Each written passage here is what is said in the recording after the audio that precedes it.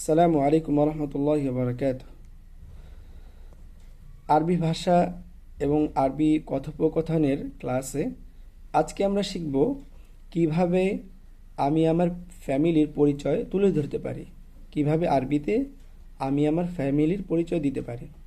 তো শুরু করা যাক। ধরো আলী এবং আম্মার, তারা দুজন বন্ধু। আলী আম্মারের কাছে তার ফ্যামিলির পরিচয় তুলে ধরবে। তো কিভাবে ধরবে সেটা আমরা কথোপকথনের মাধ্যমে ইনশাল্লাহ জানব। ধরো আলীর কাছে একটা তার ফ্যামিলির ছবি আছে। তো আলী বলতে পারে, শুরুতেই আলী বলবে যে হাদিহি সূরাতু উসরাতি, এটা আমার ফ্যামিলির ছবি। আম্মার উত্তরে বলতে পারে যে মাশা আল্লাহ, মাশাল্লাহ বলবে। তো মাশা আল্লাহ, সুবহান আল্লাহ, আলহামদুলিল্লাহ, এই শব্দগুলো আমরা কথার অবস্থা ভেদে বলতে পারি। তারপরে আম্মার একটি ছবি দেখিয়ে আলীকে জিজ্ঞেস করলো যে মান হাদা, ইনি কে? আলী উত্তরে বলবে হাদা ওয়ালিদি আদনান, ইনি হচ্ছেন আমার বাবা আদনান। ওয়াহুয়া মুহান্দিসুন, এবং তিনি একজন ইঞ্জিনিয়ার। মুহান্দিসুন শব্দের অর্থ হচ্ছে ইঞ্জিনিয়ার। তারপরে আম্মার অন্য আরেকটি ছবি দেখিয়ে আলীকে জিজ্ঞেস করলো যে ওয়ামান হাদিহি, মান হাদিহি, ইনি কে?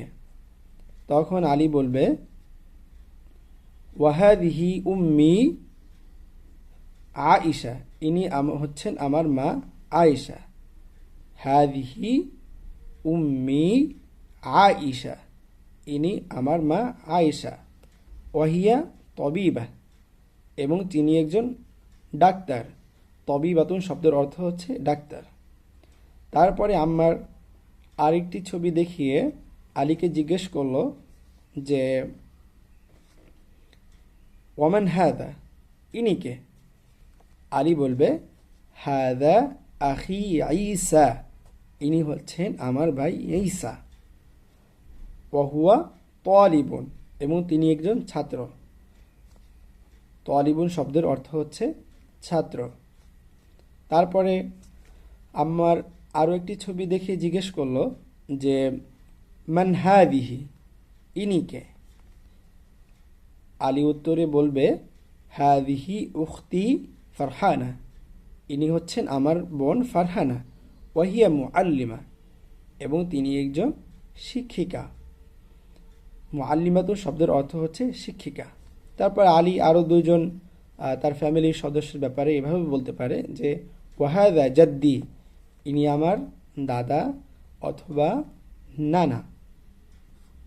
ওয়াহাদিহি জাদ্দাতি, ইনি আমার দাদি অথবা নানি। তারপর আম্মার বলল যে মাশা আল্লাহ। তো এইভাবে আলী তার ফ্যামিলির পরিচয় আম্মারের কাছে আরবিতে খুবই সুন্দরভাবে তুলে ধরতে পারে।